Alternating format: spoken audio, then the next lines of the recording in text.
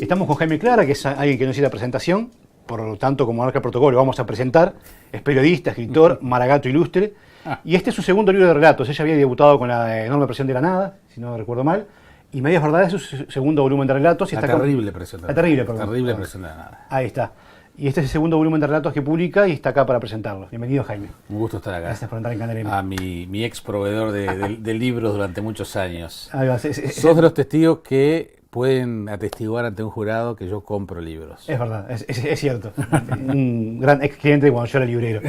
En esta obra, el lector que te conoce, por ejemplo, puede encontrar, sobre todo en la primera parte, hay una sección que se llama El camino más ancho se te da de memoria, donde está un poco reflejada una parte personal de tu vida, tu juventud, tu vida en San José. ¿Cómo es que surge esa parte del libro?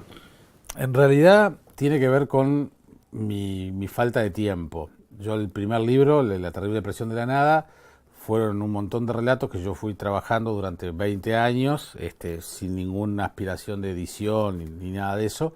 Lo que sí, digamos, bueno, después terminó en el libro y como funcionó muy bien, tuvo 2 ediciones y hubo muy buena recepción de la gente, nos pusimos un tiempo de un par de años para generar un segundo volumen de cuentos y entonces ahí ya el compromiso era otro. Y como decía Miguel de Unamuno, voy a recurrir a mí porque es el que tengo más a mano. Dije, bueno, más que inventar historias de cero, vamos a ver si en la memoria o en la experiencia o en el conocimiento o en el área de acción en el que me muevo, en el que me he movido en estos 50 años, aparecen algunas historias y fue lo que hice. Entonces, la primera parte que hace alusión a la memoria son, te diría, las más cercanas a la verdad histórica, por decirlo de alguna manera. En el libro anterior había un solo libro que era 100% autobiográfico, que era el cuento El velorio, el que abría el libro. Y entonces aquí lo que decidimos con la editorial fue, bueno, hacer un par de capítulos que aluden además a las medias verdades del título general, ¿no? Que es decir, bueno, acá hay una foto que tiene que ver con hechos bastante cercanos a lo real, sucedieron. Y hay un segundo capítulo donde, bueno, ahí me tomo más licencias, aunque no dejan de tener capaz que algún dato de la realidad. Claro. ¿Y cómo fue ese ejercicio de memoria? ¿Lo tenías presente desde todo momento o encontraste sorpresas en tus recuerdos también? Yo, en el primer cuento, que es el de Paco Spínola, el que se menciona a Paco Spínola, es un recuerdo que yo tengo muy presente y es cuando yo tenía 5 o 6 años. Siempre estuvo muy presente. Creo que con un psicólogo podría aprovechar a explicar las razones, pero siempre lo tuve presente. De hecho, lo conté un par de veces. Nunca se me había ocurrido escribirlo y el año pasado este cuento lo escuchó el poeta Álvaro Ojeda y él me dijo, pero ahí tenés un cuento, muchacho, ¿no te das cuenta? Tenía razón. Entonces ese es absolutamente real y está muy presente. Después yo soy como Miguelito, el personaje de Mafalda, que tiene reflexiones o memoria para cosas absolutamente al santo botón. Acordarte de cosas que no tienen importancia y entonces a veces recurrís a ella porque te acordás y a partir de ahí generas historia. Capaz que el lugar que ocupa en la memoria eso no es tan importante y sería mucho más importante, como yo digo en algún momento, a mí me interesaría más acordarme de cómo formó el Nacional del 71, ¿no? O el del 80, pero no me acuerdo de eso y sin embargo me acuerdo de cosas que pasaron hace 40 años. Y entonces recurrí a esas cosas que estaban ahí y bueno, y esto es un ejercicio, ¿no? Como dice Mempo Giardinelli en uno de sus libros que tituló El Santo Oficio de la Memoria, bueno, uno lo tiene, dice Santo Oficio lo tiene, simplemente hay que despertarlo y ejercitarlo. Y después lo otro que te cuestionás es si realmente lo que vos te acordás de hoy a los 50 años después, o 40 años después, o 30, no está teñido de mucha subjetividad. Claro, más allá de que uno quiera ser sincero, pasaron los años. Pero lo que pasa, Gerardo, que este libro no es un libro periodístico. Claro. Entonces, por eso creo que yo estoy como que redimensionando el título cada momento, a todo momento, cuando se me preguntan este tipo de cosas, porque no tengo la obligación de tener el mismo rigor periodístico que tengo cuando puedo escribir una nota o estoy en la radio. Esto es espacio de libertad, Totalmente. Después, la segunda parte del libro, por llamarla de alguna manera, que se llama Miradas Singulares, ya ofrece más ficción pura, digamos. Sí, pero capaz que hay relatos que tienen que ver con la realidad. Por eso, lo de la ficción pura Tomalo como medias verdades. Por eso yo insisto con el tema del título, que me llevó mucho tiempo encontrarlo, pero después, ahora le estoy dando la dimensión que tiene.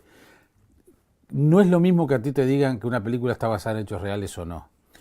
Creo que lo que me permito en esa segunda parte, y capaz que por eso el título Miradas Singulares, es tomarme ciertas licencias.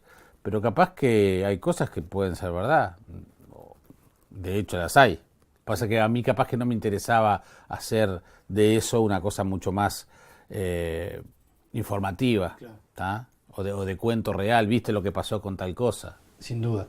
Incluso lo que se ve en esa singularidad de miradas es que uno a veces por vicio, por buscar un hilo conductor, como decía Cortázar entre sus cuentos, que se lo encontraban y no lo había puesto, digamos, ¿no? O sea, eran como cocos que habían caído en una canasta y no habían puesto ningún hilo. Son cuentos muy distintos, o sea, tocan temáticas distintas, incluso hay un elemento de fábula, porque hay animales parlantes, etcétera. Pero también impacta un poco que, más allá de que de repente hay un toque de humor, etcétera, hay ambientes duros en esos cuentos. Hay situaciones angustiantes, hay cuentos que realmente golpean al lector. ¿Cómo trabajaste esas diferentes ficciones? En el primer libro hubo sobre todo un cuento que no sé si llamó la atención o especialmente me lo comentaban, que era un tipo que estaba sentado en el cordón de la vereda tirado y de madrugada y no se sabía si estaba borracho, dormido, drogado, qué le había pasado y dio una sensación de angustia. Entonces dije, bueno, si gustó eso y yo me sentí tan cómodo escribiéndolo, ¿por qué no inventar un par de historias por ese lado? Entonces me gusta mucho el contar ese tipo de historias sin repetirse demasiado, ¿no? Pero como fórmula me parece que es interesante porque es como que envuelve al lector buscando en una especie de laberinto, buscando la salida. Querés saber cómo termina esto que está sucediendo, que parece que no va para ningún lado, que estás como en una estaca, no sabes para dónde agarrar. Bueno, hay una salida y el lector la tiene que buscar. Me gusta esa idea porque a mí me gusta como lector. Me entusiasma muchísimo leer cuentos así. Entonces, eso por un lado. Y por otro lado, también lo que sucedió con estos relatos es que, como yo los escribí durante las últimas 2 vacaciones, fue cuando yo estaba además leyendo determinados libros por placer, de esos que yo voy guardando pues, justamente para cuando tengo vacaciones y tengo tiempo. No los libros que leo por obligación periodística el resto del año. Y entonces hubo allí capaz que algunos libros que me influyeron un poco, ¿no? Por ejemplo, el cuento policial, que está ahí, el de los morrones, fue luego de haber leído un libro de Jorge Fernández Díaz, policial, que él ahora publicó, el periodista argentino, como libro, pero que salió como en entregas en el Diario de la Nación, que también habla de una cosa policial, un periodista que investiga. Entonces quedé como enganchado con eso y dije, bueno, este puede ser un formato interesante, y ahí salió ese. Entonces como que yo soy muy esponja, ¿no? En la medida que voy leyendo. Seguro. Hay quien distingue entre cuento de personaje, cuento de ambiente o de atmósfera. En este caso llama la atención porque son cuentos bastante breves en los que están los dos elementos. Hay una narración cuidada, no faltan los detalles, sin embargo tampoco hay chuño o contenido extra. Hay también quien dice que es más fácil escribir una novela que un cuento, porque bueno, el cuento hay que abreviar. ¿Vos cómo haces para manejar todos los elementos que tienes arriba de la mesa? Decir, bueno, lo pongo acá y tiene que ser cortito, digamos, ¿no? A mí me gusta el cuento. Como lector, me gusta más, capaz que por un tema de tiempo. Mi vida está organizada para justamente como cuando uno mira series de televisión, pocas temporadas, ¿no? Porque si no puedo engancharme. Y esto es lo mismo, cuando no puedo engancharme con una novela de 1500 páginas. Entonces, de hecho, ahora, por ejemplo, tengo para leer el libro de Pérez Reverte, Todo a la Triste, que es así. Digo, tengo que tener un mes de licencia para poder hacerlo.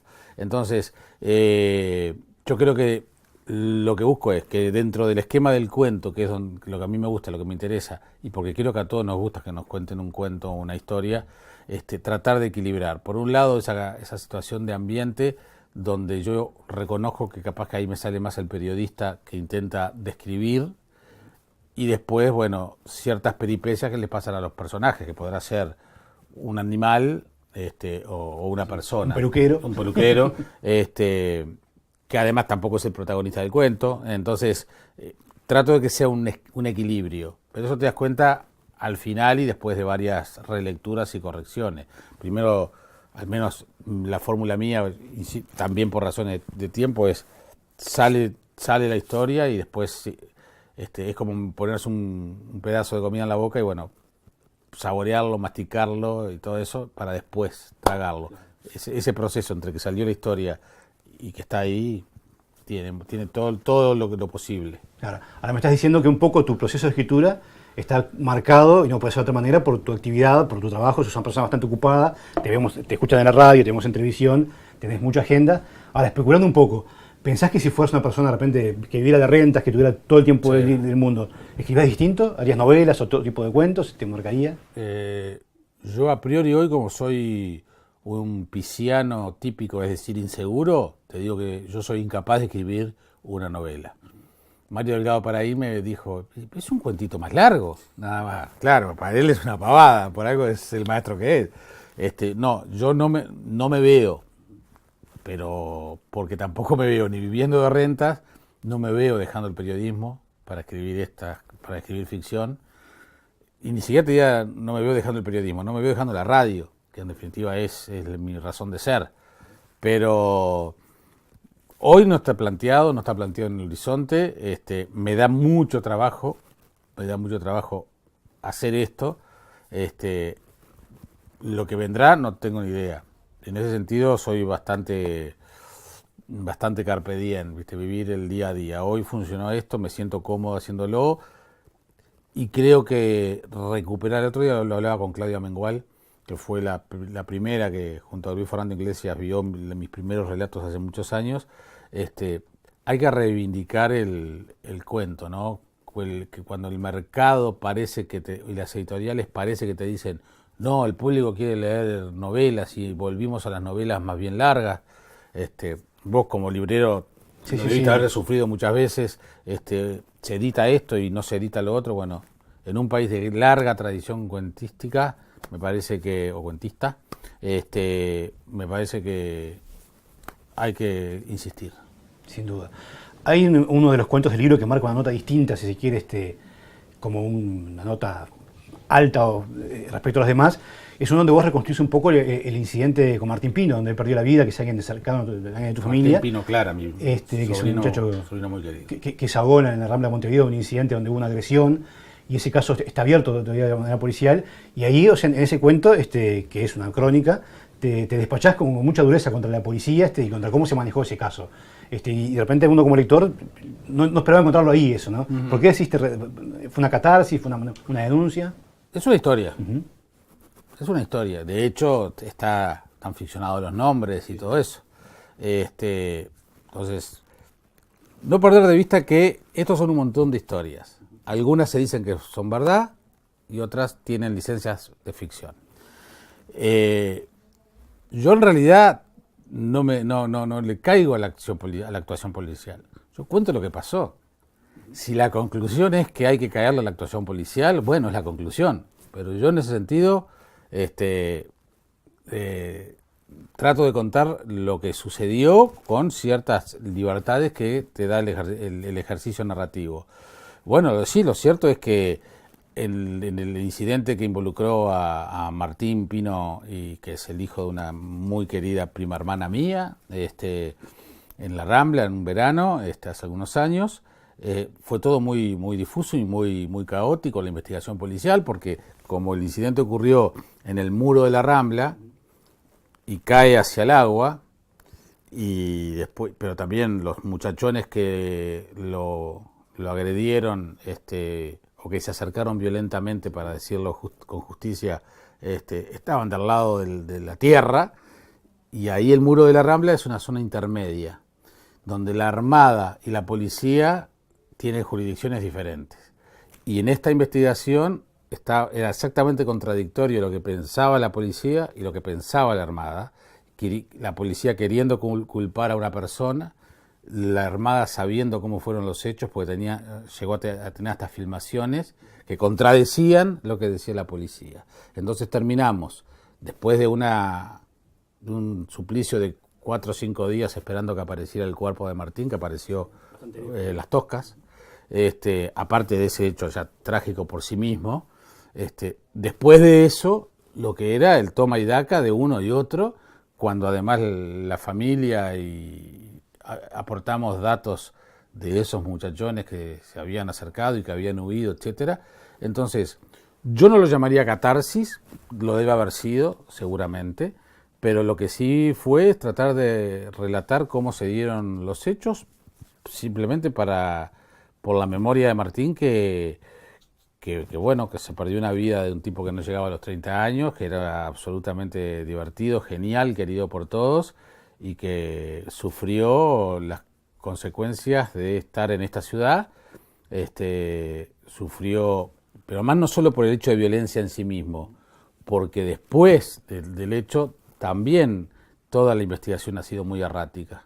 Entonces, lo que yo pretendí contar fue eso, ¿no? Y que después el lector saque sus conclusiones. Hay algunas licencias literarias, pero los hechos fueron más o menos como se dieron. ¿Quieres contarnos algo más acerca del libro, de su contenido? No, yo aspiro a que la gente que lo pueda leer recupere el gusto por el leer, o el que le cuenten, o el contar las historias. Yo creo que siempre todos tenemos historias para contar. Cuando vos y yo nos encontramos en la calle y decís, ¿sabés lo que le pasó a fulano? O cuando dos vecinas se encuentran en la feria, ¿viste que la del cuarto vino con el pelo mojado? Eso no dejan de ser cuentitos y no dejan de ser historias. Acá lo que está escrito es más o menos eso, con más o menos fantasía. Simplemente eso, ni más ni menos. Medias Verdades de Jaime Clark ya está en librerías, lo pueden conseguir. Muchas gracias, Jaime Rubén. Gracias a vos, Gerardo. Muchas gracias.